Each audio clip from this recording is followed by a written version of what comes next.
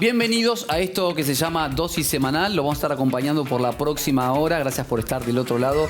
Saludos para todo el país y nos escriben mucho también de los países limítrofes, de Paraguay, de Uruguay, de Chile. Así que saludos para todos ustedes. Bueno, en Argentina una semana muy intensa, con una economía de contrastes. Una economía donde por un lado el consumo masivo tuvo datos positivos, un 2,2% de aumento. Ahora vamos a estar viendo un poquito cómo está distribuido ese aumento en consumo masivo. Pero hablo de contrastes porque a su vez se necesitó 1.200.000 pesos en el mes de octubre, con la información que se supo en el mes de noviembre, para no caer en la pobreza. Una familia necesitó 1.200.000 pesos para no caer en la pobreza. Ahí lo estamos viendo, o para ser precisos, 1.213.798 pesos. Un número que a priori parece no fácil para todas las familias argentinas y para todo el territorio argentino. También aumentó la mora en las tarjetas de crédito, volvió a estar por encima del 7%, un número que hacía muchos años no se llegaba a alcanzar. Y familias endeudadas que están empezando a dejar de pagar lo básico, ¿no? Lo elemental.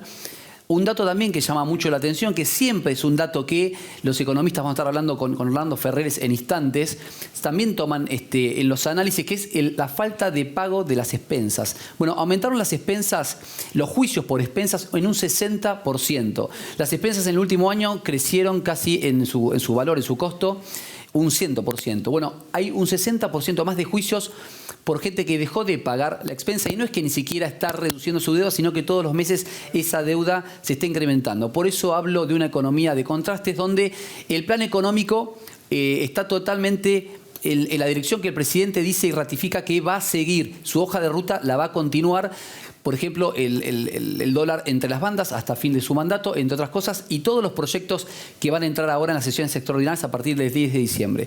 Estaba, como les decía, como invitados del día de hoy, Orlando Ferreres, economista, y Miguel Ponce, también periodista y analista político, para ayudarme a comprender un poquito lo que se viene. ¿Qué tal, Orlando? ¿Cómo está? Bienvenido. Todo bien, por suerte. Bueno, lo primero que le preguntaba un poquito fuera del aire, ¿la ve o no la ve? ¿Ve que digamos que el proceso económico que está llevando adelante el presidente, el plan económico que está llevando adelante el presidente, son todos aciertos o no lo ve tan claro? No, lo veo bastante bien, pero con dudas. Con dudas. Las cosas a veces no le salen bien. Evidentemente, ahora hay una cierta recuperación de la inflación y eso perjudica un poco al salario real. Aunque el consumo aumentó un poco en este último mes, pero en diciembre va a ser un mes difícil porque aumentó mucho el precio de la carne, por ejemplo, que aumentó bastante fuerte para un solo mes, ¿no? Vamos a ir desglosando un poco esto porque el gobierno festejó claramente el dato del número en lo que es el consumo masivo. Ahora, ¿a qué se debe este aumento? Si bien, como dice, la inflación no está en el orden del 1% y el poder adquisitivo debería empezar a mermar. ¿Cómo es que la gente, tiene capacidad para que en el consumo poder aplicar más dinero? Lo que pasa es que hay mucho pobreza, hay 31% de pobreza. Si bien bajó de 50 y pico por ciento a 31, hoy tenemos una cantidad de pobres que es bastante grande. Y en ello no se aplica 1.280.000 que ustedes dijeron, sino que es un poco menos lo que cobran y tienen que bajar el nivel de calidad del consumo. No es que no lleguen a fin de mes, pero cambian la calidad del consumo por una menor. Yo creo que eso es lo que está pasando hoy en día. Esperemos que el año 2026 venga mejor. Ahora vamos a entrar en el año 2016 y antes del 2016, ¿cómo va a cerrar este año, ¿no? Lo que se viene, lo que se avecina en función a lo que está viendo Orlando. Pero dame, si querés, en placa. Quiero repasar un poquito esto que hablamos del incremento en el consumo masivo y cómo está distribuido, para entender un poco cómo son los hábitos de los argentinos y cómo se va moviendo en función a las novedades, ¿no? También hubo un número que festejó el gobierno que tiene que ver con el índice de confianza. Aumentó 8 puntos. Sí. Ese índice que tiene que ver, por supuesto, con la expectativa económica que vamos a tener. Bueno, fíjate, esta es una encuesta de Exentia, ¿sí?, que habló del total consumo del masivo comparando el mismo mes del 2025 con el 2024, que es 2,2, que bien les decía. Pero hay un dato que llama la atención. Digo, en supermercados fue negativo. Cayó. Un 4% cayó. En autoservicios independientes creció un 6,9%. En farmacias decayó también un 3,3%. En e-commerce, que acá también vamos a entrar, porque acá lo que hay es un boom del 200%. Hubo un incremento en el último trimestre de ventas de e-commerce, que mucho esto también son los portales chinos que están trayendo muchísima mercadería. Kioscos y tiendas un 4%, y en mayoristas también cayó. Claro. Entonces uno dice, bueno, la composición de este crecimiento de consumo masivo tiene algunas alertas, por lo menos a mi entender. Orlando, me gustaría que me digas, en supermercados y en mayoristas y en farmacias, que muchas veces son donde se compran los medicamentos. Claro. Muchas veces vas a la farmacia y no hay el remedio que uno busca. Tiene que esperar unos días hasta que lo traigan. O sea que tienen falta de stock también, tienen poca oferta, no solo que no hay demanda. O sea que y lo mismo pasa con los mayoristas y los supermercados. No se encuentra todo el producto que se busca. Pero en general hay bastante oferta, y los productos importados también aumentaron bastante el volumen. O sea que en ese sentido estamos mejor. Ahora, en materia política, ¿qué tal? Mira, ¿cómo estás? ¿Cómo estás, Augusto? En materia política, el gobierno está en medio de una disputa para poder lograr el quórum primero y tener digamos, los votos suficientes para sacar todas las leyes que se vienen, que son reforma laboral, que es reforma impositiva, que tiene que ver con el cambio del Código Penal, ¿no? Entre otras. Los votos van a llegar. Santilli el viernes viajó a Santiago del Estero para juntarse con Zamora y aprovechar, entre comillas, digo, la pelea interna que tiene Kicillof con Cristina por el liderazgo, para ver si los gobernadores más kirchneristas o más afines al peronismo pueden lograr tener ese quórum propio. Mira, el gobierno ya es victorioso en las elecciones contra todos los pronósticos. Tenés un 40% de votos a la Libertad Avanza, cuando todos pronosticaban que podía llegar a perder o podía ganar solo por un 2%. Que haya ganado ya provincia de Buenos Aires es un éxito gigantesco para el proyecto político de Milei. Pensemos si en el año 2024, con el ajuste de Milei, ya había un sector de la oposición dialoguista que apoyaba al gobierno. ¿Qué van a hacer ahora que Fuerza Patria perdió con Milei y que la Libertad Avanza se ve como victoriosa? Lo más probable es que todo lo que es la oposición dialoguista apoye a Milei en todo lo que sea necesario, que puede tener que ver con la reforma laboral, la reforma impositiva, la reforma jubilatoria, aun si la reforma jubilatoria implica que las personas se jubilen con más edad, o que cambien las reglas para todo lo que tiene que ver con el trabajo. Y además, ahí el gobierno tiene algo a favor. Hay un sector de la sociedad que está excluido hace muchísimo tiempo. El que no tiene trabajo de nada, hace una semana empezamos a ver los testimonios de los que trabajan en Rappi y en las aplicaciones. Sí. Hay gente que hace 10 años, hace 5 años que trabaja en eso. Entonces tenés al peronismo hablándole de que es importante que tengan aguinaldo o que tengan una estabilidad. No lo conocieron nunca, no lo vieron en documentales, lo escuchan como algo lejano de algunos dirigentes como opositores. Mensajes de campaña, ¿no? Pero digo, en una realidad jamás. Y ese 50% también de empleados que trabajan en negro, que no tienen ningún beneficio, también por ahí observan esto como una oportunidad. Quiero repasar con ustedes algunas de las reformas. Sí, bueno, esto decía el presidente, que es un número impresionante, ¿no? Ya hicimos 10.000 reformas y aún queda mucho por hacer. Todavía tenemos en tintero, escuchen el número, 600.000 decretos, que él, digo, los alineaba, los decretos, a más reformas, ¿no? A más reformas para, de alguna manera, abrir más la economía. Por eso, me parece que el gobierno volvió a tomar la impronta y la agenda de los temas, ¿no? Después de las elecciones para acá. Tiene mucha habilidad para imponer temas. Hay cuestiones que sí son como demasiado fuertes en el modelo. Tiene que ver con esto que contaba recién, por ejemplo, con el aumento de las importaciones. Pero si vos tenés mayor consumo de productos chinos, menos venta de productos locales y que la mayoría de los ciudadanos compran menos en el supermercado, eso a corto plazo, a mediano plazo y a largo plazo no es bueno. Te puede parecer que hay una sensación de que algo se está moviendo, pero es un problema porque puede generar desempleo. Bueno, este punto es clave porque creo que los grandes desafíos que tiene el gobierno es empleo por un lado y el famoso superávit fiscal. Claro. Digo, ¿esto no impacta o no puede impactar en el superávit fiscal si la recaudación entra a caer respecto de esto, no? Por supuesto, entraría en un problema serio porque Milei siempre dijo que para poder bajar los impuestos hay que primero bajar los gastos. Es una realidad única que por ahora tenemos un economista presidente que es economista, o sea que sabe bien de qué se trata. En general, anteriormente no hubo ningún presidente que fuera economista. Este sí sabe, yo lo conocí en Aeropuertos de Argentina, donde yo soy director, y él trabajaba ahí, así que ya lo conocía de hace mucho tiempo y era parecido a lo que fue hasta 2 meses. Le gustaba decir malas palabras y ese tipo de cosas, pero es muy buena persona y yo creo que está llevando al país bastante bien. Bien, repasamos ahora sí, dame las reformas que las quiero repasar rápidamente con la audiencia, las reformas que se vienen y cómo va a alterar un poco el tablero político esto, porque me parece que entra un poroteo en el cual puede haber una reformulación, ¿no?, justamente del tablero. Sí. Reforma laboral, modernización de la legislación laboral, modificar convenios colectivos, flexibilización de despidos y jornadas, y jornales también, reforma impositiva tributaria, reducción de impuestos, simplificación del sistema tributario, eliminación de múltiples tributos, apertura comercial e importaciones, liberación de comercio, que bueno, se está trabajando fuertemente con Estados Unidos en una apertura grande de comercio, mayor apertura a inversiones externas, cambio de régimen de importaciones, reforma del régimen de coparticipación y fondos federales, renegociación de distribución de recursos entre nación y provincias para facilitar reformas fiscales, reforma previsional, retorno de AFJP tal vez, edad para jubilación y el fin de las moratorias previsionales, incentivos a la inversión productiva, régimen para grandes inversionistas, estímulos fiscales, reducción. Bueno, que acá está el RIGI, ¿no? Ya está corriendo el RIGI en esta. Sí, lógico, pero es para empresas grandes. En general son para 200 millones de dólares o más grandes. Pero también haría falta para las pequeñas y medianas que hubiera un programa parecido, que eso tiene ventajas impositivas y otras que yo creo que lo puede aprovechar todo el mundo. Cuando vemos en una ruta un pozo, eso es falta de amortización, falta de cubrir ese pozo con nueva inversión. Y creo que eso es lo que va a lograr el gobierno. Ahora, usted dice que lo va a lograr porque, digo, él está abriendo un frente de discusión que sabemos que en el lado de la oposición van a...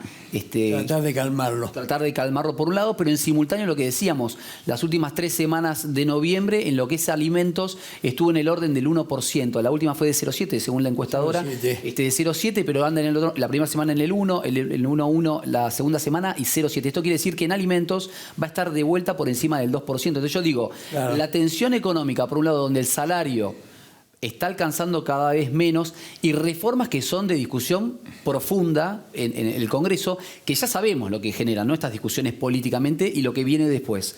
Digo, esta convivencia para fin de año es viable, no lo es para hacer todo junto. Es compleja, o sea, es compleja porque tiene muchas contradicciones. Y es ahí donde aparece lo que yo llamo las dudas. ¿Para qué lado va a ir, sí o no? ¿De este lado o de aquel? En general, Milei es muy definitivo. Le gusta tomar, necesito 600.000 decretos más. Te da un número... Va por todo, digamos, claro, en sus declaraciones. Exacto. Siempre fue igual, no es que ahora haya sido un invento de ahora. Pero me parece que él exagera un poco. Yo fui viceministro de Economía con Menem cuando... murió Roy, que murió a los pocos días, me tuve que encargar de la hiperinflación del 89. Lo recuerdo. Fue 46 millones y algo más así, equivalente anual. Y bueno, eso fue una experiencia que la tuve que vivir personalmente, que no me dejaba dormir ni nada, de tanto efecto que traía todas las medidas que había que adoptar para hacer un gobierno, como era el de Bungibor, un gobierno liberal. Que después se continuó con Cavallo y con Roque Fernández, ¿no? ¿Recuerda un poco lo que sucedía tal vez al comienzo del año, donde había, si se quiere, cierta tranquilidad económica? De hecho, muchos opositores en abril de este año decían que en septiembre, por la elección en la provincia de Buenos Aires, iba a arrasar el gobierno y demás. Claro. Y después se dieron algunos factores políticos, también de denuncias, ¿no?, por corrupción, que empezó rápidamente a generar cierto desmadre en la economía. Tal cual. Hoy uno observa que están tomando de vuelta, digo, las riendas, si se quiere, por un tiempo, de la economía, por ejemplo, aplicando bajas de tasas de interés. Yo lo que le quiero decir a la gente, las medidas que están tomando, primero, ¿son para mediano plazo o puede pasar como sucedió en un mes y medio cercano a las elecciones, que de buenas a primeras la economía del dólar empezó a crecer, empezó a haber una corrida bancaria, la inflación empezó a trepar, o no? O digo, ¿o hay un marco? Yo creo que son medidas para mediano y largo plazo, no son tan inmediatas. Ahora bajó la tasa de interés de 22 a 20, la tasa de referencia.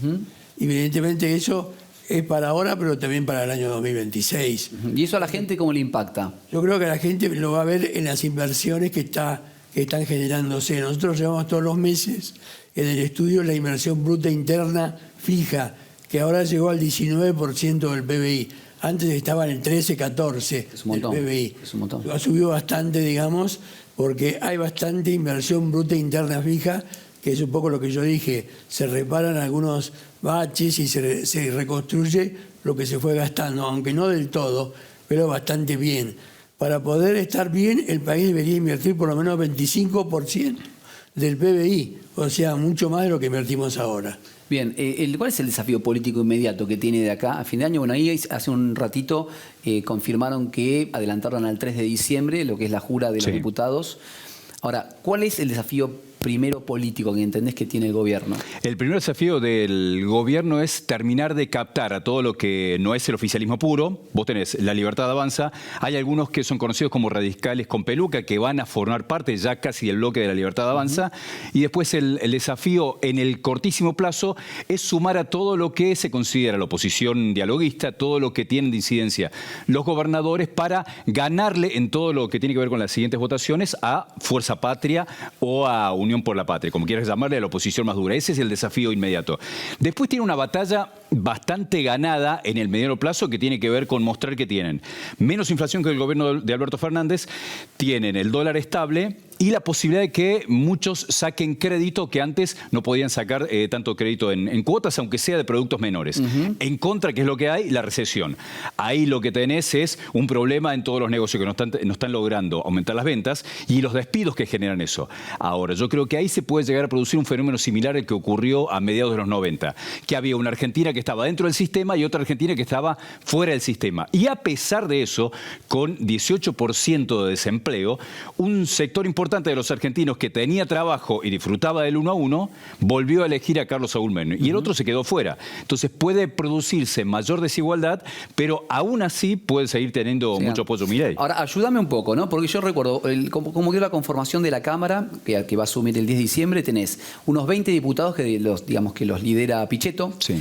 Tenemos los radicales, que bien decías, que también son unos 20 diputados, que algunos responden, entiendo, a la línea de Lustó, y otros son estos radicales que decías vos recién, radicales con peluca. Tienen unos 17 diputados que le queda al PRO, y el oficialismo que anda en el orden de los 96, 97, ¿verdad? Sí. Digo, ¿esa distribución le alcanzaría para llevar estas reformas? Porque, insisto, estas reformas van a generar... No quiero ser catastrófico, digo, no quiero pensar en las piedras en la Plaza de Mayo, pero creo que hay muchas reformas que van a generar una disputa enorme, que ahí también hay que ver cómo van a jugar los gobernadores, cómo va a jugar la nueva CGT, ¿no? También, y cómo va a jugar la oposición. Van a generar mucha protesta en la calle. Ahora, el gobierno lo que tiene es que cuando está ganador, es lo que le pasa a todos cuando empiezan a ganar. Cuando asumió Néstor Kirchner en el año 2003, todos los que parecían que no eran del todo peronistas ya se ponían del lado de Kirchner. En el 2016, los que veían que Macri iba para adelante también se le sumaban. Entonces, ahora lo que puede llegar a ocurrir es que tenga mucho apoyo. Lo que va a tener es resistencia en la calle. Ahí vamos a ver qué es lo que pasa cuando empiecen a plantear algunas cuestiones vinculadas, por ejemplo, específicamente a la reforma laboral. El banco de horas, que puede hacer, si realmente se ejecuta, que algunos un día trabajen 10 horas, otro día trabajen menos horas y que se pague menos cantidad de horas extra. ¿Qué tiene a favor el gobierno? Que cada vez son menos los trabajadores que tienen ese tipo de, llamarle, beneficio o oportunidad de un trabajo registrado. Claro. Si vos tenés a la mayoría de la sociedad que está trabajando en Uber, en Rappi, que no tiene absolutamente nada. Ningún derecho, claro. No tiene nada, es cuentapropista, independiente. ¿Qué le va a importar que aparezca banco de horas, que aparezca mayor facilidad para despedir y contratar? No le implica absolutamente nada. Pero a pesar de eso, sí va a tener una oposición muy fuerte que va a ir a generar las protestas sociales. Después hay que ver si quieren aumentar la edad jubilatoria. Bueno, ¿cómo van a lograr eso? Porque eso es muchísimo más fuerte. A pesar de todo eso, La Libertad Avanza sacó un 40% en el medio de toda la situación de financiamiento narco de Esper, los casos de corrupción, en el medio de la causa Andis, en el medio de todo eso sacó un 40%. Yo creo sobre todo que tiene que ver con que la sociedad valoró mucho la estabilidad versus toda la posibilidad que te genera. Que representa la oposición, ¿no? No, y además, con todo, a pesar de todo lo que tiene en contra la recesión, gran parte de la sociedad valora la estabilidad. Quiero preguntarle, Orlando, este dato que yo lo he escuchado siempre de muchos economistas, que le llama la atención, que es el pago y la deuda en las expensas, ¿no? Es una referencia que toman siempre. ¿Eso qué es? Porque nosotros, como ciudadanos, la expensa somos de pagarla generalmente, es un gasto. Pero en general hay un aumento del atraso en los pagos. Eso se nota bastante en todos los consorcios, y así que eso encarece al resto, porque alguien tiene que cobrar la administración, que efectivamente es un problema serio de cierto orden de crisis que hay entre la gente. Eso yo creo que es una realidad a que actualmente estamos viviendo, y también pasa con las tarjetas de crédito, claro, que se están aumentando bastante la morosidad. Ahí tenemos una plaquita también de las tarjetas de crédito que quiero que trates de explicarme, porque son varios datos que todos apuntan al endeudamiento de los ciudadanos, ¿no? Sí. Tarjeta de crédito, dejamos de pagar algunas cosas, como las expensas, ¿no? Tenemos refinanciación o préstamos con familiares o con el banco. De hecho, llegó también al 10% el dejar de pagar lo que son los préstamos personales en los bancos, que es 1 de cada 10 personas que tiene un préstamo personal no lo estaría pagando. Claramente hay una sociedad de consumo de endeudamiento. Exacto, fíjate ahí en la tarjeta. Ahí poneme ahí está, mirá, fíjate el pico. Esto es tarjeta de crédito en mora, así en porcentajes. Fíjate, estaba en el orden en enero del 2010, ¿sí? En el orden de 3 puntos, está más del doble, está arriba de 7. ¿Sí? Y medio. Esto me parece también son datos para empezar a observar. Son datos complicados porque indican una cierta dificultad para entender lo que se está haciendo. Yo creo que ese atraso implica, digamos, esas dudas que tenemos los economistas acerca de lo que puede ser el 2026. Bien. Que es un año que este año va a crecer 4,2 el producto. ¿Cuánto vas a crecer al final? 4,2. 4,2, no 5,5 como decía el gobierno. 5 no. Okay. Por lo menos lo que tenemos nosotros en el estudio. ¿Y en el 2026? El año que viene estamos previendo un 2,5% de aumento del producto, porque falta inversión masiva que se vea claramente que están viniendo en forma, digamos, indiscriminada. Eso salarios versus precios que están viendo para lo que resta del año y para el 2026. En precios estamos previendo para este año 29% a enero-diciembre, y el año que viene 15%. 15%. ¿Y el salario? Diciembre. ¿Y el salario respecto a eso? El salario real un aumento del 2,5% en términos de inflación. Bueno, muchísimas gracias. Gracias. Orlando Ferreres por haber venido. Gracias Miguel Ponce de León por siempre por tu análisis político. Muchísimas gracias. Noviembre es el mes en que la ciudad no duerme. Llegan las noches más lindas con eventos todas las semanas. La noche de las heladerías, la noche de las librerías, retiro abierto, la noche de los templos. Conoce más información en www.buenosaires.gov.ar/descubrirba. Tenés que visitar FC Hogar y Deco a 20 minutos de Capital Federal. Te esperan más de 10.000 metros cuadrados con las más amplias ofertas de mesas, sillas, sillones, sofás, muebles de exteriores, electrodomésticos, decoración, bazar y mucho más. Mirá.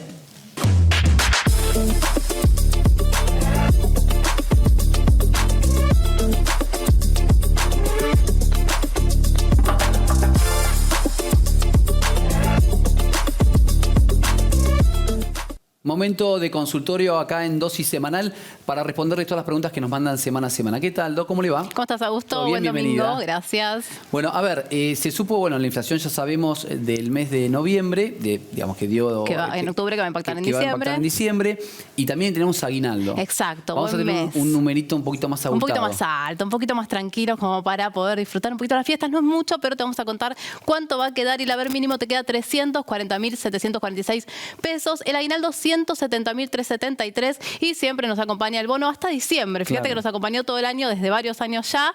Veremos qué pasa el año que viene, pero por ahora sigue 70.000 pesos. Esto te da un total de 581.119 que va a estar cobrando cualquier jubilado que tenga la mínima, siempre y cuando no tenga dos beneficios. Claro, en el caso, por ejemplo, de las PUAM o el resto de las jubilaciones y te queda un poquito menos. Vos sabés que la PUAM es el 80% de esto, más o menos 270.000 pesos, más el bono y el aguinaldo quedarán más o menos en 480.000 pesos. Igual cobrando. Siguen siendo números siempre, magros. Exactamente, ¿no? Siempre es muy raso. Sabemos que los jubilados necesitan ya un aumento, pero bueno, el aguinaldo viene a acompañar un poquito lo que debería ser un mes normal. 581.000 pesos, con sabor a poco, un mes normal, y sin embargo esto con aguinaldo incluido. Vos sabés, Doc, que muchos me preguntan qué va a pasar con el bono después de diciembre. Digo, ¿hay algo de información? Yo sé que va a entrar en trámite, seguramente, o van a presentar el proyecto de reforma tributaria, que para mí la reforma previsional, hasta que salga, vamos a tener varios meses. Pero exacto. Digo, enero, que es lo que sigue, ¿se sabe qué va a pasar con eso? No se sabe, siempre es por decreto. En el mismo mes lo que anuncian es que se reactiva nuevamente el bono y por decreto se establece nuevamente, siempre sin aumento. Sabemos que el aumento de la jubilación es por inflación. El bono, lastimosamente, lamentablemente no tiene ese acompañamiento, así que no sé, esperemos que enero y febrero siga así hasta que rija la nueva reforma jubilatoria y esperemos que, Vos sabés que ahí se marque veía un algún aumento. número tremendo, ¿no? Del 2013 al 2023 la pérdida de poder adquisitivo del jubilado fue del 40%. Exactamente. Y lo que decían también que si el bono, estos 70.000 pesos, que ya tiene 2 años aproximadamente, Claro. ¿no? Debería ser 200.000 pesos fácil. Claro, digo, si se hubiese ajustado por inflación, porque, digo, recuperó algo. De hecho, del 40% y están abajo en el 26%. Claro, porque Pero- fue por inflación, después ya no perdió, pero el bono sí. Pero el bono, Entonces claro. lo de la mínima perdieron más que los demás, porque los demás Exacto. siguieron aumentando por Tal inflación, cual. entonces se mantuvo. Pero el de la mínima, al tener el bono que sin inflación, perdió más que los demás. Y Eso eso es. también es injusto, ¿Y así qué que te parece? esperemos que lo tengan en cuenta. Abrimos el consultorio, ¿te parece? Dale. Nos escriben al 11 39 06 15 11, 11 39 06 15 11. Y la primera pregunta de Frida: cumplí 50 años, no tengo aportes, ¿puedo comprarlos? Bueno, por suerte sí, Frida, ahí justita, vos sos joven, 50 Claro. años, la ley marca, ojo que viste que dice término de las, que es el fin de las moratorias, término de la posibilidad de ir pagando por mes, así que aprovecha, Frida, hacelo ahora antes que No te venga la duermas, reforma no te y no duermas, haya más. Frida. Exactamente, así que a partir de los 50 las mujeres pueden, los hombres a partir de los 55, podés comprar a los 30 años que te hagan falta, así que mira. si no aportaste nada, compras los 30, tenés 10 años para ir pagándolo, porque lo puedes pagar hasta los 60, así que 120 cuotas, un poco más cómodo, pero apúrate a hacerlo. Apurate, es el momento. Es el momento por lo menos hasta que no cambien las reglas de juego. Exacto. Elena, hola, somos 2 hermanos. Quiero darle la parte a mi hermana. Me imagino que tengo que hacer, debe ser la parte de la herencia, ¿no? Me gusta este hermano. ¿No? Divino, súper generoso. Yo quiero un hermano ¿Cómo así. tengo que hacer? Sí, me imagino que habla de eso, ¿no? Exacto, Sí. exacto. Mira, hay varias figuras jurídicas para usar. Puede ser una cesión, una donación, pero también puede ser una partición dentro de la sucesión, que es más fácil porque no va por escribano, sino que el abogado mismo, además de hacer la sucesión, el inicio, la declaratoria de herederos, una vez que ya es ADH, podemos hacer un acuerdo de partes, una partición, y después lo toma y le puedes dar la parte a tu hermana para que pueda ella tener los bienes que vos Mira qué tenés. suerte, Elena. Sí, me encanta, Elena. Divina. Muy bien con ese hermano. Sí, a ver, Amelia, recibí de un vecino la casa, no tiene hijos, ¿qué trámite hago? Pero qué suerte Bueno, que tiene nuestros gente con televidentes. suerte. Sí. Bueno, lo que hay que hacer igualmente es la sucesión, porque si le hizo un testamento hay que abrir la sucesión, va a ser testamentaria, se va a configurar, van a averiguar si está bien el testamento y si así lo es, lo va a poder poner a nombre de ella si no tiene hijos perfectamente. Bien, bien. Ah, ¿te puede aparecer después un reclamo de alguien que dice, no, pará, yo estaba acá, soy un sobrino cuarto, estoy antes Bueno, que vos? no, porque los sobrinos no tienen derecho a herencia directa, así que no, si aparece algún hijo podría ser. Podría ser, bien. Paola, falleció mi marido y no sé qué hacer. Tenía un auto y dinero en el banco, soy de Villa Alarca. Bueno, Paola, lo que hay que hacer primeramente son dos cosas. Por un lado, la sucesión y la pensión. Ahí en el caso de que sea joven, a veces yo me guío por los nombres, ¿viste? Que de las edades. Quizás el esposo de Paola haya fallecido trabajando, no haya estado jubilado. En ese caso hay que ver los aportes, si tiene una regularidad para poder tramitarlo. Si es así, se hace la pensión para ella y para los hijos si tiene. Y el auto y la plata que tiene el banco va a través de la sucesión, que también se abre con la partida de defunción y va a poder hacer el giro del dinero para poder cobrarlo y el auto transferirlo, venderlo, poder usarlo tranquilamente. Bien, bien. Si nos estás mirando y nos querés mandar tu pregunta, estamos en el 11 39 06 15 11. Ahí a la doc le preguntan lo que quieren. Hernán, estoy separado hace 10 años. ¿Cuánto tarda en hacerse un divorcio? Bueno, no sé qué tan apurado, ¿cuánto tardas? Hace No sé. 10 años que estás separado. Bueno, por ahí, viste, no sé. Le Ahora agarró el apuro, se le quiere agarró volver el a apuro, casar, te quiere andá a saber. casar. Sí. Bueno, es rápido. Mira, si te digo, menos de 6 meses está el express divorciado. ahora, ¿no? Sí, es el express. Mira, yo te digo que hacemos la demanda y sale contestación con sentencia de divorcio. Así que capaz que en 2 meses está divorciado. 2 meses estás divorciado. Sí, muy rápido. Bueno, buenísimo. Entonces, respondido para Hernán, dame otra. Elba, soy empleada doméstica, tengo 10 años de aporte y 56 años. ¿Qué hago, doctora? Bueno, Elba, bien. Doméstica, lo primero importante acá es que pidas estar en blanco. No es muy complicado para el empleador, fácil, te va a poner en blanco, eso te va a dar más aportes. Los 10 años que tenés está bueno si los tuviste como empleada, que los reconozcas, porque los empleados domésticos tienen algo en particular que no es como cuando trabajas en cualquier lugar que acreditan directamente, sino que hacen una verificación. Van a la casa del empleador y le preguntan si vos trabajaste ahí, cuántas piezas tienen, cuántos cobrabas. Todo eso tiene que estar bien para que se acredite. Así que como tenés tiempo, hacelo antes para que llegues bien. Y después ya a los 60 te vas a poder jubilar. Podemos comprar un poquito de moratoria. Empleadas si te falta. domésticas tienen 60 años, ¿no? De edad jubilatoria. No, 60 años. no anterior. No tienen salubridad a los 60 años, pero acá con 10 años le va a faltar, aunque aporte 4 años más, va a tener 14, tiene que comprar 16. 16. Exacto. Bien, Bien matemática, Augusto. Bueno, a ver, dame otra. De Mati, saludos desde Neuquén, saludos a todo Bien. Neuquén. Choqué con la moto, el auto tiene seguro, ¿qué hago? Reclamarle. Muy bien, importante que el auto tenía seguro. Bien, Ahí ya fundamental. algo bien dentro de del inconveniente. Así que vamos a reclamar en la compañía de seguro. Obviamente ahí hay que ver varias cosas. Si vas o venías, por ejemplo, del trabajo, que además de cubrirte el seguro, te va a cubrir la RT.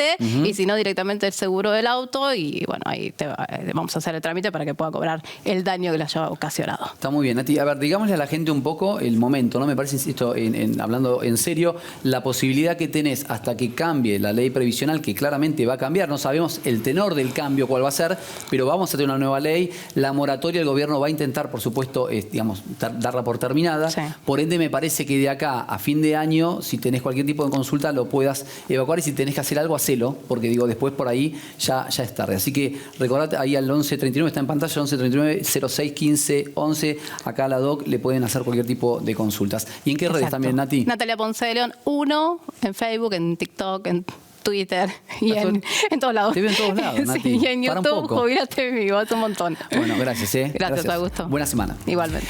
Tenés que ir a visitar FC Hogar y Deco a 20 minutos de Capital Federal. Te esperan más de 10.000 metros cuadrados con las más amplias ofertas de mesas, sillas, sillones, sofás, muebles de exterior, electrodomésticos, decoración, bazar y mucho más. Mirá.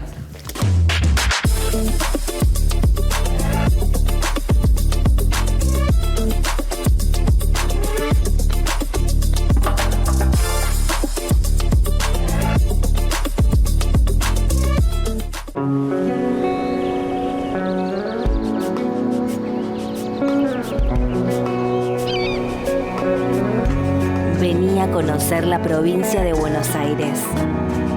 Turismo todo el año.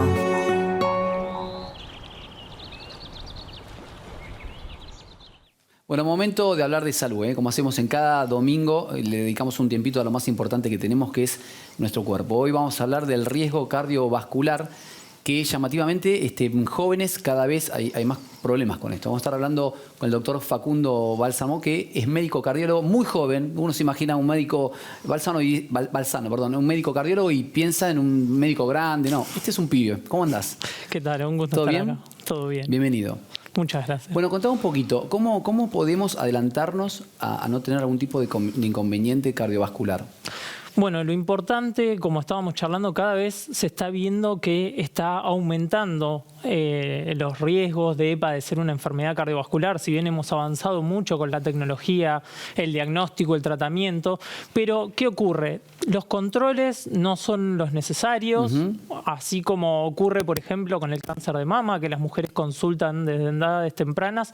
No ocurre lo mismo con la cardiología. La gente no tiene esa indicación o esa alerta de consultar tempranamente, y además los factores de riesgo cardiovascular como el sedentarismo, la obesidad, el sobrepeso están comenzando a crecer no solo en nuestro país sino en el mundo. Viste, cuando vos decís que hay que analizarse más, deberías hacerlo una vez por año, una vez cada 2 años, a partir de qué edad, si sentís algo o no necesariamente, ¿cómo es?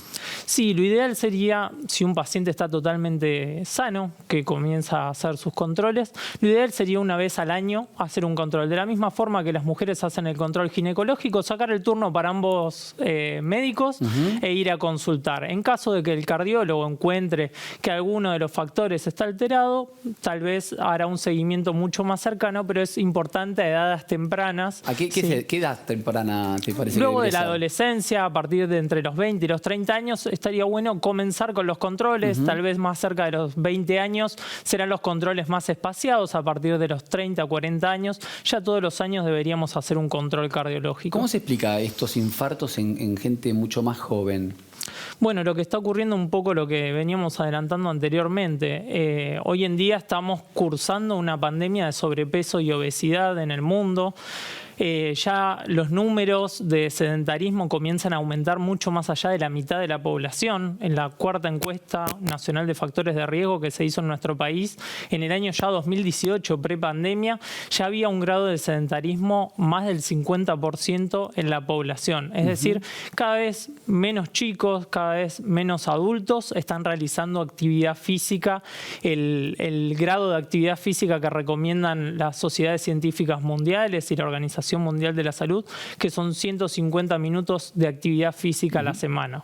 A ver, si llegamos a tener algún traspié de estas características, ¿no? O algún infarto o una ACV, ¿qué hay que hacer después? Digo, ¿eso uno puede volver a tener una vida normal? Me vas a decir, pues seguramente depende del infarto y depende del ACV.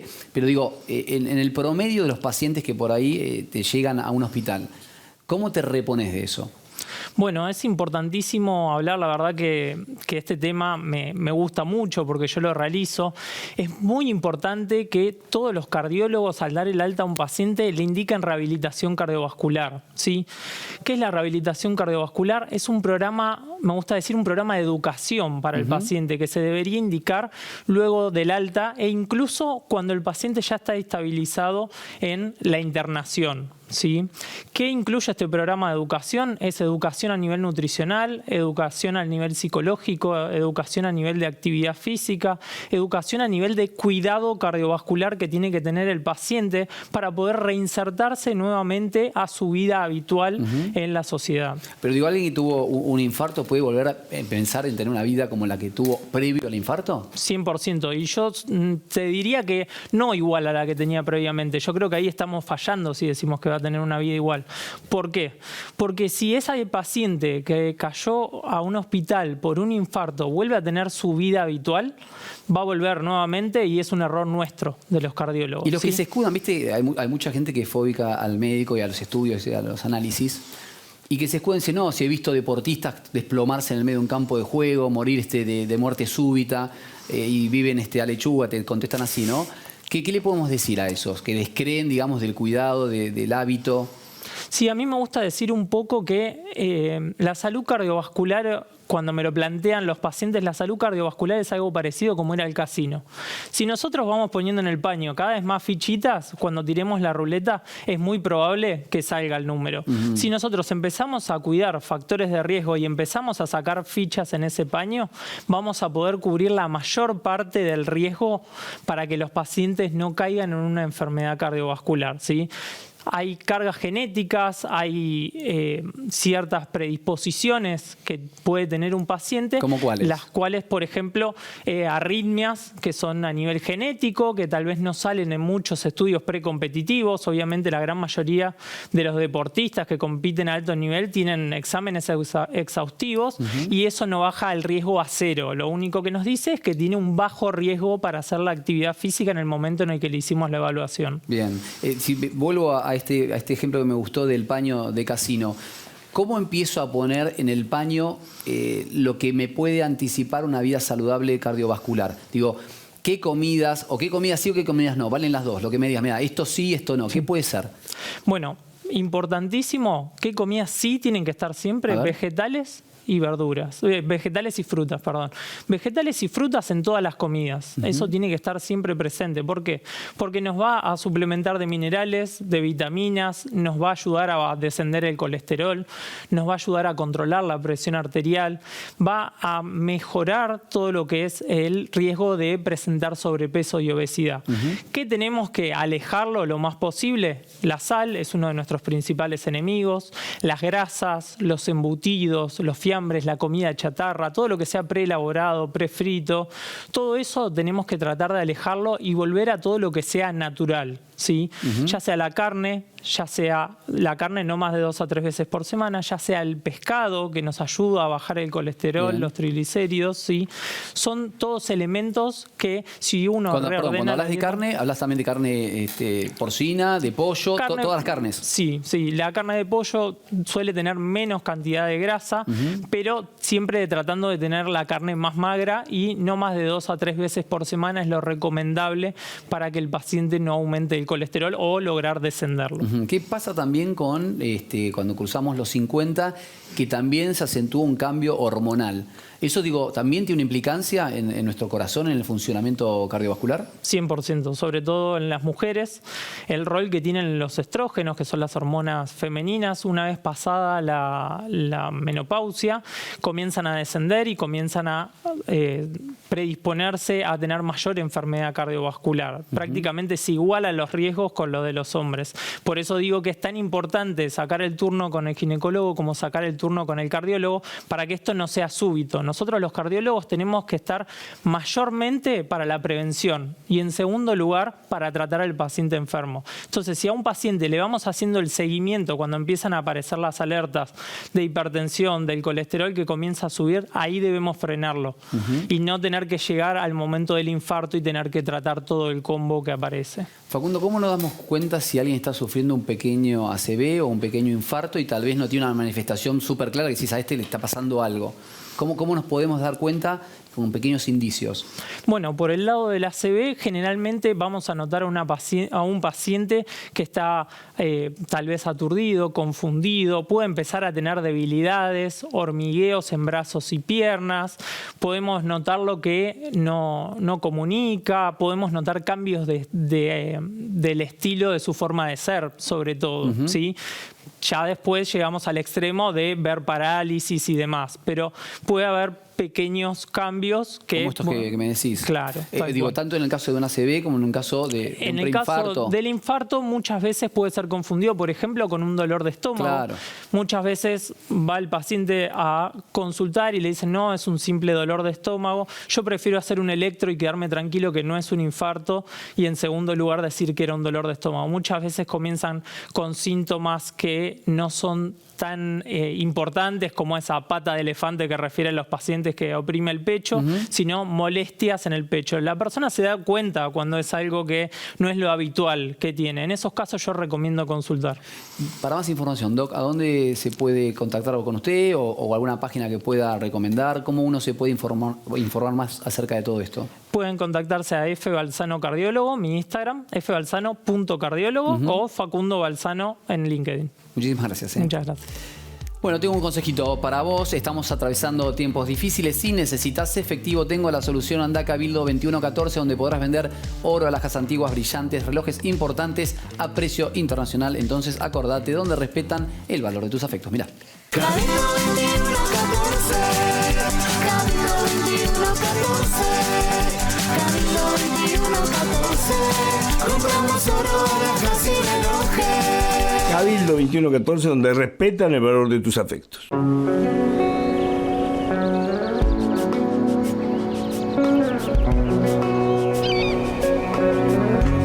Vení a conocer la provincia de Buenos Aires. Turismo todo el año.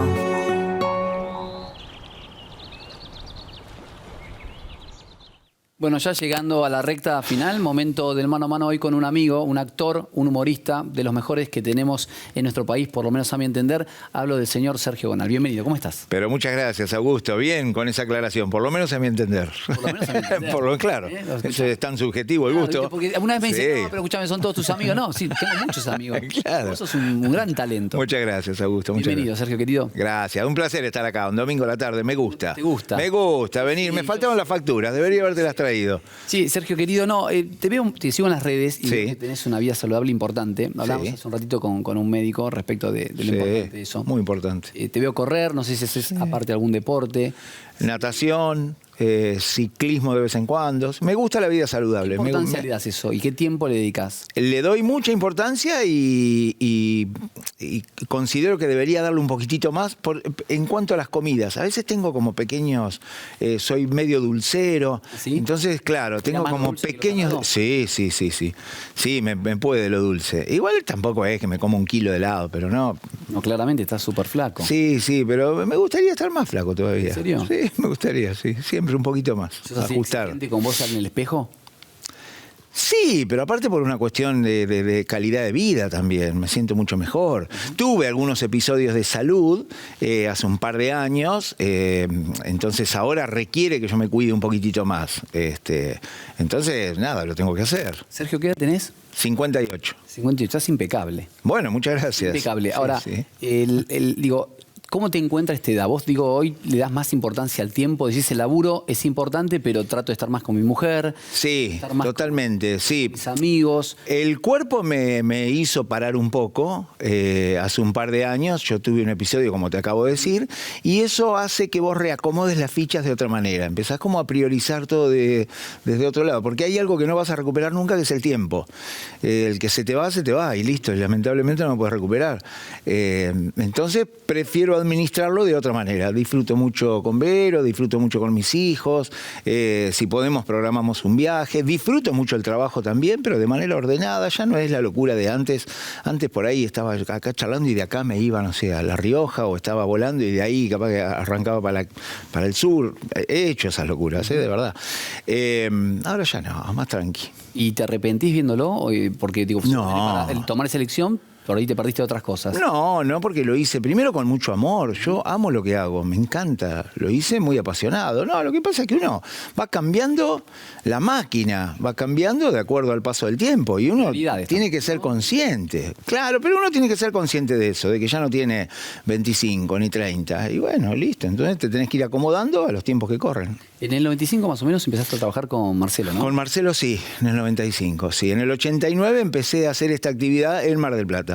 Y en el 95 tuve la gran oportunidad con Marcelo. Previamente ya había hecho un par de salidas acá en ATC y no me acuerdo si en Canal 9, había hecho un par de saliditas. Y viste, bueno, toda la polémica que hay alrededor hoy de Marcelo respecto de su situación económica, de su situación financiera, falta de pagos, bueno, supuestas amenazas a la familia de algunos acreedores, supuestas digo, porque digo, eso quedó más o menos ahí. Claro. ¿Vos qué posición tenés? Bueno, Yudica también sentó como una opinión bastante dura para con él. Yo puedo hablar a modo personal. Yo lo que te puedo decir es que Marcelo conmigo ha sido un tipazo sensacional, se ha portado de maravillas, conmigo jamás un atraso ni nada de eso, y encima soy quien le agradece la oportunidad que me dio, porque siento que hasta esta charla se está dando gracias a esa oportunidad que él me da. Es contrafáctico lo que te estoy diciendo, porque quizás si él no me lo hubiera dado, por él lo hubiera conseguido por otro lado, no sé, pero ya no sabemos. Yo tengo que agradecerle a él, la verdad es que muy agradecido con él. O sea, y compañeros que a veces escuchás también que le hacían estos reclamos, ¿te sorprende? ¿Eso más o menos se escuchaba? Digo, que había por ahí un malestar respecto de los pagos, o a vos te sorprendió todo esto. A mí lo que me duele ahora un poco es que salgan a hablar algunos que no hablaron en su momento. Eso es lo que digo. ¿Qué pasa eso? No sé. Eso me molesta un poco, porque vos decís, si yo tengo un problema con vos en este momento, ¿por qué lo voy a hablar dentro de 2 años? Deberíamos hablarlo acá en este momento, con quien sea, ¿no? Sí, claro. ¿No tendría que ver por ahí con lo que representaba Marcelo hace unos años atrás, que lo sigue representando, pero digo, con otro poder? Hoy los medios han cambiado profundamente. Entonces eso es pegarle en el suelo, como quien dice, ¿no? Que hay algunos que dicen le pegas en el suelo, y sí, qué sé yo. Está bien, pero bueno, son actitudes, conductas, ya no podemos ponernos en jueces de la conducta de nadie. No está bueno, no me gusta que le hagan eso, qué sé yo, pero ¿por qué? Porque le tengo un cariño especial a Marcelo. Mirá que hace 20 años que no trabajo yo con Marcelo, ¿eh? O sea, yo trabajé 6 años y renuncié. Yo me fui del programa solo. Nada, cuando hicieron la remake de todo el grupo... El que se va sin que lo echen, vuelve sin que lo llamen. Porque yo la verdad es que yo lo que quería era irme teniendo una buena relación. Yo sentía que había hecho todo en ese programa, sentía que ese programa tenía una dinámica de cambio muy importante, sentía que Marcelo renovaba desde su gusto hasta los personajes, iba cambiando, ¿viste? Se iba modificando y yo decía, uy, yo no me puedo ir de acá mal. Yo veía compañeros que habían sido figuras el año anterior y ponerle, y este año ya no eran tanto. Claro, y yo digo, ay, que no me pase esto. Entonces el mejor año mío, que fue no sé si el mejor, pero ese año había sido muy bueno, que fue el 2000, decidí renunciar cuando tenía que ir a renovar el contrato. En realidad lo venía pensando todo el año, y cuando me senté dije, no sigo. Hay que renunciar a la cresta de la ola. Sí, totalmente, sí, pero por eso digo, es mejor irse también cuando estás bien que cuando ya pasó el momento. Nadie eso. No conozco mucha gente que se vaya cuando estás en el mejor momento. Digo, en ese momento tenía, no sé, 25, 30 puntos de rating. Sí, El trabajo lo que te dispararía el laburo, ¿no? Era Espectáculo. el único. En nuestro medio, ¿qué es lo más difícil? La regularidad de trabajo, ¿no? Porque lamentablemente vivimos en una montaña rusa. Hoy tenés, mañana no tenés, y así estamos. Marcelo me daba esa seguridad. Yo sabía que terminaba en diciembre y volvía en febrero. En los primeros días de febrero ya teníamos trabajo para arrancar al aire en abril. Entonces eso fue lo que más me costó para tomar la decisión, porque yo ya era papá de dos chicos, y me costó, pero bueno, pensé que era lo mejor también, por una cuestión de agradecimiento a él. No me quería ir enojado. Yo veía algunos compañeros que se iban enojados. Yo decía, no, es como irte enojado. Y no, es como irte enojado de la casa de tu padre. ¿Me entendés? Tu padre te da todo hasta cierta edad. Después es hora de que camines solo. Te dice con el éxito. Sí.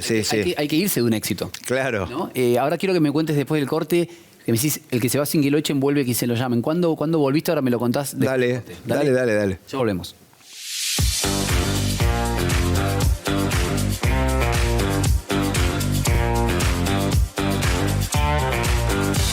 Bueno, ya estamos aquí de vuelta en los últimos minutos de programa. Sergio, me quedó la pregunta abierta. ¿Cuándo volví? ¿Cuándo volviste a trabajar con Marcelo?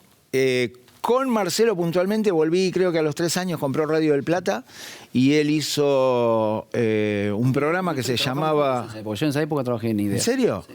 Bueno, él hizo un programa que se llamaba Dulce Condena. Entonces llamó a Marcela Feudale para que le haga la locución, al Chavo Fuchs para que haga el deporte, a Guillermo Blanc para que haga el espectáculo y a mí para que haga humor. Y ahí estuve. Después se sumó, a los 2 o 3 meses, se sumó creo que Pichu y Seba Almada. Y nada, volví a la radio. Creo que en el tercer piso de... Claro. Estaba ahí. Y ahí él mismo me llevó de vuelta. Ya se estaba pasando Canal 9, me parece. Exacto. Armaba una especie de show del chiste. Al final me decía, venite de invitado. Bueno, yo estaba con él en la radio y fui como de invitado. Pero ya Ortega llevó las ficciones en Ideas en esa época. Fueron al 9. Los Roldán, ¿no? Los Roldán, exactamente. Claro. Muy bien, qué linda época de mucho trabajo que hoy estamos extrañando. Tiene que volver la ficción, el humor a la televisión, ojalá pueda volver. Está bien, entiendo que cambiaron los medios, cambió todo, aparecieron las redes, pero sí, pero siento que en la televisión tiene un público de una edad que está extrañando eso, que está extrañando ver la novela cada noche, está extrañando ver el programa de humor cada semana. Ojalá vuelva. Tus laburos que vienen ahora, ¿no? El verano te vas a Carlos Paz. Nos vamos a Carlos Paz con Gladys Florimonte a partir del 1 de enero del Teatro del Sol, a hacer un espectáculo que se llama Florigonal, una dosis de humor inmediato. Florigonal es como un estilo de vida, eso no es yoga, no es cabalá, es florigonal. Vos venís al teatro y te vas distinto, la vas a pasar lindo, te vas a ir más contento que un testigo de Jehová en una fábrica de timbres, te lo puedo asegurar. No, la van a pasar bien. ¿Y vas a hacer funciones qué días? De jueves a domingos vamos. ¿Jueves a domingos? Sí, de jueves a domingos. Es probable que agreguemos también y que agreguemos funciones. Sí, porque ya en el teatro hicieron una preventa y me decían, che, ¿te animás a hacer 2 el viernes, 2 el sábado? Le digo, sí, cómo no, nos encanta. ¿Teatro? Nos encanta. Teatro del Sol. Teatro del Sol. Carlos Paz 250, esa es la calle. Sí, lo conozco. Ese teatro. Lo tenés que conocer porque es uno de los clásicos del teatro. Es de un gran amigo, el Negro Cava, que ya no está entre nosotros, Pablo Cava, pero sí quedó en manos de la familia. Y es uno de los primeros teatros de Carlos Paz. Sí, ahí han debutado los Midachi, por ejemplo. Sí, y es un placer ir a esa sala. ¿Y va a ser un espectáculo? ¿Van a estar ustedes dos solos o van a tener más? Los dos solos, porque es un espectáculo. Tiene 11 cuadros, todos secuenciales, hilados uno con otro. Van a aparecer diferentes personajes que van a practicar el florigonal. Entonces van a aparecer algunos gauchos, va a aparecer un freestyler, va a aparecer una española muy, muy particular que hace Gladys Florimonte. Hay cosas que hacemos en el medio los dos juntos y cerramos con un gran ejercicio grupal de florigonal. Y escúchame, ¿son todos personajes nuevos o remontás a algún personaje anterior? Va a estar Zulma de Tinelli, porque la gente se lo pide, claro. Bajarrito, no. Vos sabés que los personajes de Videomatch los dejé en Videomatch. Sentía como que... Era copyright ahí. Sí, como que funcionaba bien ahí, con ese contexto, con Marcelo al lado, con los chicos. No, después de ahí no hice, el Lobizón pude haber rememorado en algún momento. Sí, puede ser. Pero acá es todo. Hay un gaucho, un freestyler, un maestro del florigonal, todos personajes míos nuevos. Y rutinas, por supuesto, porque la gente quiere escuchar cuentos, chistes, el stand-up, eso va a haber muchísimo. Sí, y por último quiero personalmente, contame un poco, familiarmente, cómo es tu vida, cómo haces ¿Cómo es mi vida? con tus hijos, con tu esposa. Me veo a tocar a tu esposa acompañándote. Sí, Verito. Una Sí. Vero es una odontóloga, la mejor odontóloga del mundo y la mejor compañera todavía. La verdad que es un placer. La encontré hace 8 años. Digo la encontré porque apareció en mi vida y estoy muy agradecido. ¿Cómo se conocieron? Porque me devolvió el sentido de la familia. Las redes nos unieron. ¿En serio? Sí, las redes. Yo me hice el boludo y lo estoy confesando. No, porque le mando... Qué raro. No, porque ella me quería contratar. La historia es así, vamos a blanquear bien, incluso para mi familia, porque siempre quedó como un, che, ¿de dónde Vamos se a decir la conoce? verdad, ustedes? ¿no? Claro, voy a decir la verdad. Mucha Ella me gente quiso contratar para los 60 de su padre. Yo chusmeo a ver quién era que me había agregado y me parecía algo interesante. Y dije, mira vos. Mirá. Nada, y me agregó, pero no me hablaba. Pero no sé si preguntó costo, y después no habló más. Y después yo me hice el distraído y le digo, hola, ¿qué haces? Che, ¿cuándo tengo que ir? Me decía, ¿a dónde? Digo, ¿vos no sos la productora de la radio? No. Y ahí ya empezó como una pequeña charla. Vos sabías que no. Obviamente. Chimenguencha. No. Sí, bueno. ¿Estás confesando esto ahora? No, porque siempre quedó como un... Vos te hiciste el boludo. Le digo, no, yo pensé que era la de la radio. conociendo ahora, Bueno, está bien, está bien. pero ya está. Ya se dio cuenta que el mago tenía la paloma en la manga. Se dio cuenta. No, y bueno, y ahí empezamos una pequeña charla y un día un poquito más, hasta que un día la invité a tomar un café. Nada, no pasó nada. Tomamos un café, nos conocimos, después fuimos a comer y después como a la 4ª salida creo que Se dio. que algo se dio, sí. Pasaron 8 años. de eso. 8 años. Feliz. Sí, muy feliz, muy feliz. Y después tengo mis hijos. Brian, que es mi mano derecha, empezó en la productora conmigo. Yo tengo una pequeña productora de teatro, donde hacemos mucho teatro, justamente. Y Brian empezó conmigo, pero ya hoy es el productor. Ya la verdad que yo trabajo con él. Brian es un capo. Después está Lucas, el del medio, que es un chiquito especial que me ha mandado Dios para aprender cosas importantes de la vida, como por ejemplo esto que te digo, que es más importante el tiempo que cualquier otra cosa, y Lucas disfruta mucho del tiempo conmigo, cuando vamos a natación, vamos juntos 3 veces por semana, Qué bueno. cuando viene a casa. Y después la tengo a Maya, que es la nena, la beba, la reina, que está estudiando diseño audiovisual en la UADE y está feliz con eso. Y nada, 23 Experiencia añitos. fuerte. Esa es no mi por ahí vida. directamente, pero claramente que caló. ¿Sabés que sí? Sí. Sin dudas. claro. Sin dudas. En Brian y en Maya, sí. Los dos desde diferentes lugares, pero sí, les ha gustado. Sergio, un placer. Gracias, Augusto. Un placer verte. Muchas gracias. Me acuerdo siempre de la época de Peatonal. acordás? Vos productor y yo ahí... Rompiéndola. Sí. No, remándola y me encantó estar ahí. Gracias, Muchas Sergio. gracias. Gracias a vos. Buen domingo. Y a ustedes como cada domingo también, ¿eh? Gracias por estar del otro lado y los espero el próximo a las 16:30. Chau.